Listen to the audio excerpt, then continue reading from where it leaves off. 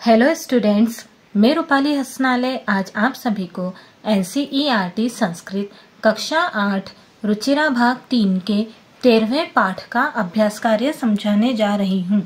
प्रश्न नंबर 1 में हमें दिया गया है प्रश्नानाम उत्तराणि एक पदेन लिखत। इसका मतलब होता है प्रश्नों के उत्तर एक पद के द्वारा लिखो। हमें ये प्रश्न दिए गए हैं, इन प्रश्नों के उत्तर एक पद के द्वारा लिखना है। ठीक है, देखो यहाँ पर क में हमें दिया गया है इयम धरा कहे स्वर्णवद भाति। इसका मतलब होता है यह धरती किनसे सोने की तरह सुशोभित होती है। इसका उत्तर है शस्ये है, मतलब फसलों से। यह धरती फसलों से सोने की तरह सुशोभित होती है। ख देखिए, भारत स्वर्ण भूमि ही कुत्र राजते। इसका मतलब होता है भारत स्वर्ण भूमि के रूप में कहाँ शोभायमान है। इसका उत्तर है शीतौ, मतलब पृथ्वी पर। भारत स्वर्ण भूमि के रूप में पृथ्वी पर शोभायमान है। ग देखिए, इयम केशाम महाशक्ति भी ही पूरिता। इसका मतलब होता है यह किनकी महाशक्तियों से परिपूर्ण है। इसका उत्तर है अणुनाम, मतलब परमाणुओं की।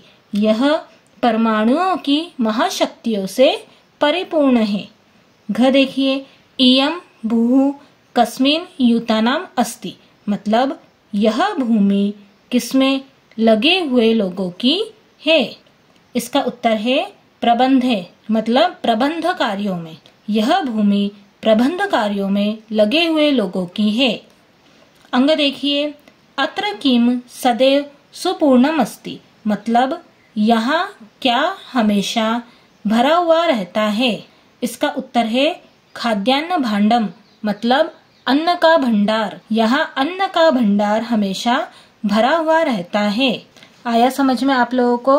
अब दूसरा प्रश्न देखिए। दूसरे प्रश्न में हमें दिया गया है समानार्थक पदानी पाठत चित्वा लिखत। इसका मतलब होता है समानार्थी पद पाठ से चुनकर लिखो। क में हमें दिया गया है पृथिव्याम, मतलब पृथ्वी पर। कोष्टक में हमें दिया गया है शीतौ, मतलब पृथ्वी पर। पर्वतेषु, मतलब पर्वतों पर। त्रिलोक्याम, मतलब त्रिलोक में। तो पृथिव्याम का समानार्थी पद होगा शीतौ, तो हम यहाँ पर लिखेंगे शीतौ।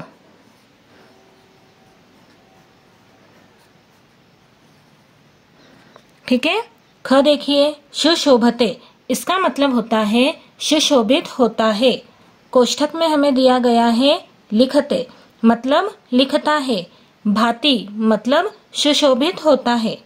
पिबती, मतलब पीता है। तो सुशोभते का समानार्थी पद होगा भाति, तो हम यहाँ पर लिखेंगे भाति। ठीक है। ग देखिए, बुद्धिमताम, मतलब विद्वानों की। हमें कोष्टक में दिया गया है पर्वणाम, मतलब पर्वों की। उत्सवानाम, मतलब उत्सवों की। विपश्चित जनानाम, मतलब विद्वानों की। तो बुद्धिमताम का समानार्थी पद होगा विपश्चित जनानाम, तो हम यहाँ पर लिखेंगे विपश्चित जनानाम।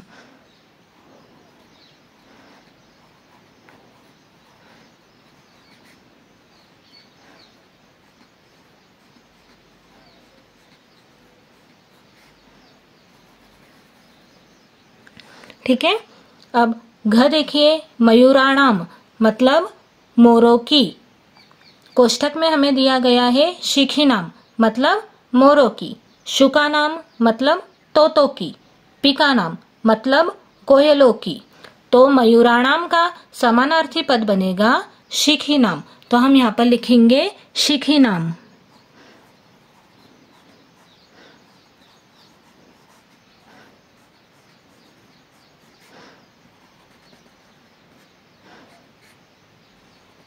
ठीक है। अब अंग देखिए, अनेकेशाम, मतलब अनेकों की। कोष्ठक में हमें दिया गया है जनानाम, मतलब लोगों की। वैज्ञानिकानाम, मतलब वैज्ञानिकों की।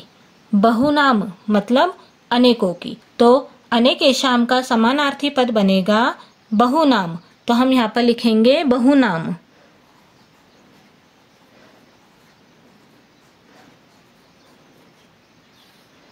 ठीक आया समझ में आप सभी को। अब तीसरा प्रश्न देखिए। तीसरे प्रश्न में हमें दिया गया है श्लोकांश मेलनम कृत्वा लिखत। इसका मतलब होता है श्लोकों के अंशों का मिलान करके लिखो। हमें श्लोक का एक अंश यहाँ पर दिया गया है और दूसरा अंश यहाँ पर दिया गया है। हमें इनको आपस में जोड़ना है। अंश का मतलब होता है भाग। ठीक है, हमें श्लोक का एक भाग यहाँ दिया गया है और दूसरा भाग यहाँ दिया गया है। हमें इनको आपस में जोड़ना है। ठीक है, क देखिए त्रिशूलाग्नि नागे है पृथिव्या अस्त्र घोरे है। इसकी जोड़ी बनेगी अणुनाम महाशक्ति भी पूरितेयम। त्रिशूला अग्नि नागे है पृथिव्या अस्त्र घोरे है अणुनाम महाशक्ति भी पूरितेयम। मतलब यह त्रिशूल अग्नि नाग तथा पृथ्वी जैसी भयानक मिसाइलों से तथा परमाणुओं की महाशक्तियों से परिपूर्ण है। ख देखिए सदा पर्वणामुत्सवानाम धरेयम। इसकी जोड़ी बनेगी शितौ राजते भारत स्वर्ण भूमि ही। सदा पर्वणामुत्सवानाम धरेयम शितौ राजते भारत स्वर्ण भूमि ही। मतलब यह हमेशा पर्वों और उत्सवों की धरती है। धरती पर भारत स्वर्ण भूमि के रूप में शोभायमान है। अब ग देखिए वने दिग्गजानाम तथा केसरीणाम। इसकी जोड़ी बनेगी तटिनामीयम वर्तते भूधराणाम। वने दिग्गजानाम तथा केसरीणाम तटिनामीयम वर्तते भूधराणाम। मतलब यह धरती जंगल में हाथियों की तथा सिंहों की, नदियों की, पर्वतों की है। घ देखिए सुपूर्णम सदैवा अस्ति खाद्यान्न भांडम। इसकी जोड़ी बनेगी नदीनाम जलम यत्र पीयूष तुल्यम।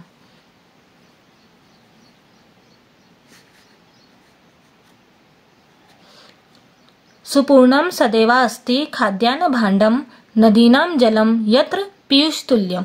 मतलब जहाँ अन्न का भंडार हमेशा भरा रहता है, जहाँ नदियों का जल अमृत समान है।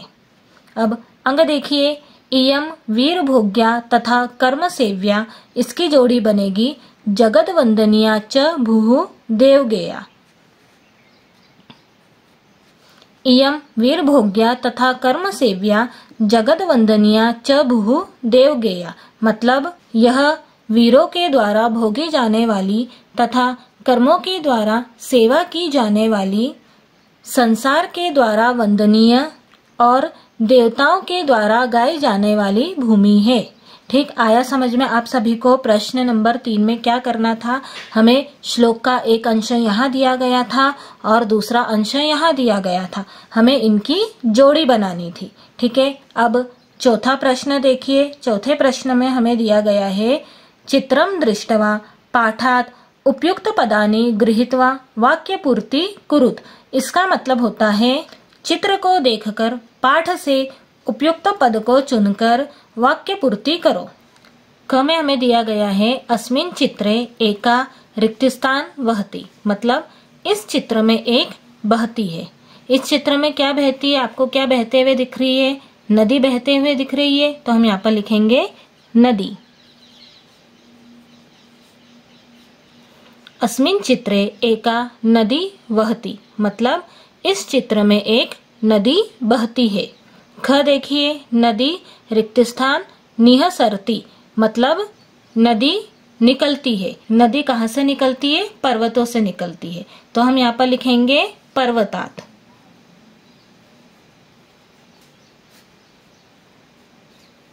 या भूधरात।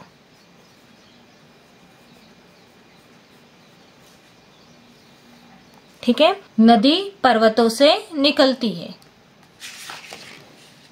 ग देखिए नद्याः जलम रिक्तस्थान भवति। मतलब नदी का जल होता है। नदी का जल कैसा होता है? अमृत के समान होता है। तो हम लिखेंगे पीयूष तुल्यम।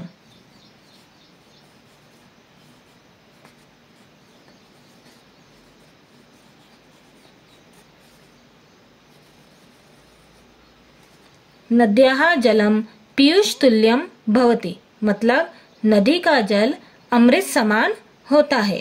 घ देखिए, रिक्त स्थान शस्य सेचनम भवति, मतलब फसलों की सिंचाई होती है। किससे फसलों की सिंचाई होती है?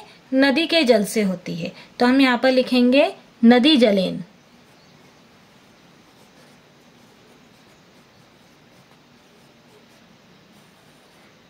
नदी जलेन शस्य सेचनम भवति, नदी के जल से फसलों की सिंचाई होती है। अंग देखिए, भारतः रिक्त स्थान भूमि ही अस्ति, मतलब भारत भूमि है। भारत कैसी भूमि है? भारत स्वर्ण भूमि है। तो हम यहाँ पर लिखेंगे स्वर्ण। भारतः स्वर्ण भूमि ही अस्ति, मतलब भारत स्वर्ण भूमि है। अब पांचवा प्रश्न देखिए। पांचवे प्रश्न में हमें दिया गया है चित्राणि दृष्ट्वा मंजूषातः उपयुक्त पदानि गृहीत्वा वाक्य पूर्ति कुरुत। इसका मतलब होता है चित्र को देखकर मंजूषा से उपयुक्त पद चुनकर वाक्य की पूर्ति करो। हमें यहाँ चित्र दिया गया है, इस चित्र को देखना है और मंजूषा से उपयुक्त पद को चुनकर वाक्यों की पूर्ति करना है। सबसे पहले हम इनका मतलब समझ लेते हैं। अस्त्राणाम मतलब अस्त्रों के अर्थात हथियारों के। भवति मतलब होता है। अस्त्राणि मतलब अस्त्र अर्थात हथियार। सैनिकाः मतलब सैनिक। प्रयोगः मतलब प्रयोग। उपग्रहाणाम मतलब उपग्रहों की। अब देखो, क में हमें दिया गया है अस्मिन् चित्रे रिक्त स्थान दृश्यन्ते, मतलब इस चित्र में दिखाई दे रहे हैं। क्या दिखाई दे रहे हैं? अस्त्र दिखाई दे रहे हैं। तो हम यहाँ पर लिखेंगे अस्त्राणि।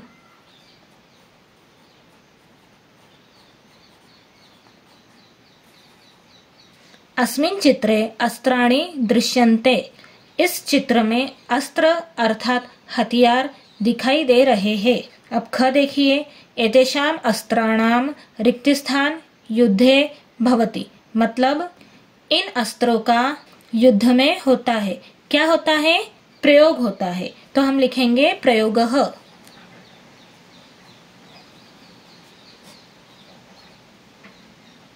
एतेषां अस्त्राणां प्रयोगः युद्धे भवति, इन अस्त्रों का प्रयोग युद्ध में होता है। ग देखिए, भारतः एतादृशानां रिक्त स्थान प्रयोगेण विकसित देशः मन्यते, मतलब भारत इस प्रकार के प्रयोग से विकसित देश माना जाता है। तो यहाँ पर क्या आएगा? अस्त्राणाम। तो हम यहाँ पर लिखेंगे अस्त्राणाम।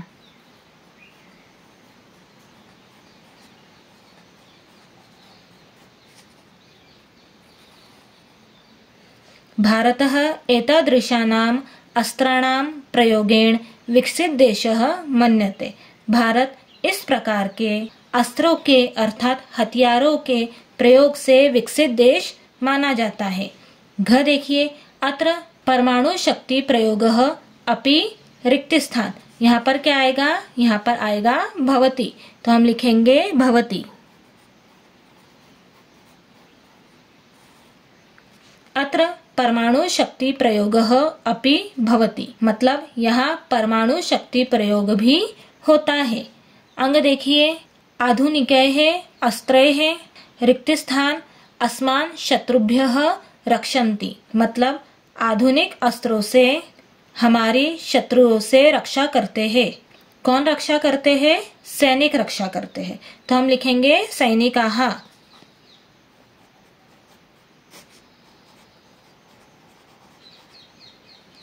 आधुनिकैः अस्त्रैः सैनिकाः अस्मान् शत्रुभ्यः रक्षन्ति, मतलब आधुनिक अस्त्रों से सैनिक हमारी शत्रुओं से रक्षा करते हैं। च देखिए, रिक्त स्थान सहायतया बहुनी कार्याणि भवन्ति, सहायता से अनेक कार्य होते हैं। यहाँ पर क्या आएगा? यहाँ पर आएगा उपग्रहाणाम। तो हम लिखेंगे उपग्रहाणाम।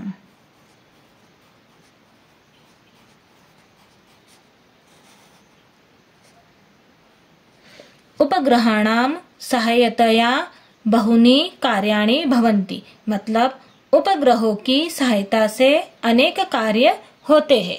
ठीक आया समझ में आप सभी को। अब छठे प्रश्न में देखिए, छठे प्रश्न के अ में दिया गया है चित्रम दृष्टवा संस्कृते पंचवाक्यानि लिखत। इसका मतलब होता है चित्र को देखकर संस्कृत में 5 वाक्य लिखिए। हमें इस चित्र को देखना है और संस्कृत में 5 वाक्य लिखने हैं। यह चित्र किसका है? यह चित्र दीपावली त्योहार का है। तो इसके 5 वाक्य देखिए। पहला वाक्य देखिए, इदम चित्रम दीपावली पर्वस्य अस्ति। मतलब यह चित्र दीपावली पर्व का है। ख देखिए, सर्वे दीप प्रज्वलनम कुर्वन्ति। मतलब सभी लोग दीप प्रज्वलन कर रहे हैं, अर्थात दिए जला रहे हैं। ग देखिए, तत्र अनेके दीपकाः प्रज्वलन्ति। मतलब वहाँ अनेक दीपक जल रहे हैं। घ देखिए, सर्वे जनाः नूतनानि वस्त्राणि धारयन्ति। मतलब सभी लोग नए वस्त्र धारण करते हैं, अर्थात नए वस्त्र पहनते हैं। अंग देखिए, एतेषां गृहं सुसज्जितम अस्ति। मतलब इनका घर सजाया हुआ है। ठीक आया समझ में आप सभी को। हमें इस चित्र को देखना था और संस्कृत में 5 वाक्य लिखने थे। अब छठे के आ में देखिए, चित्रम दृष्टवा संस्कृते पंचवाक्यानि लिखत। इसका मतलब होता है चित्र को देखकर संस्कृत में 5 वाक्य लिखिए। हमें इस चित्र को देखना है और संस्कृत में 5 वाक्य लिखना है। यह चित्र किसका है? यह चित्र रक्षाबंधन त्योहार का है। तो इसके बारे में 5 वाक्य देखिए। पहला देखिए, इदम चित्रम रक्षाबंधन पर्वस्य अस्ति। मतलब यह चित्र रक्षाबंधन पर्व का है। ख देखिए, भगिनी स्वभातरम रक्षा सूत्रम बधनाति। मतलब बहन अपने भाई को रक्षा सूत्र बांधती है। ग देखिए, भ्राता प्रसन्नः भवति। मतलब भाई प्रसन्न होता है। घ देखिए, भ्राता स्वभगिन्यै उपहारम ददाति। मतलब भाई अपनी बहन को उपहार देता है। अंग देखिए, भ्राता स्वभगिन्याः रक्षणाय प्रतिज्ञां करोति। मतलब भाई अपनी बहन की रक्षा के लिए प्रतिज्ञा करता है। ठीक आया समझ में। अब 7वां प्रश्न देखिए। 7वें प्रश्न में हमें दिया गया है अत्र चित्रम दृष्टवा संस्कृत भाषया पंचवाक्येषु प्रकृतेः वर्णनम कुरु।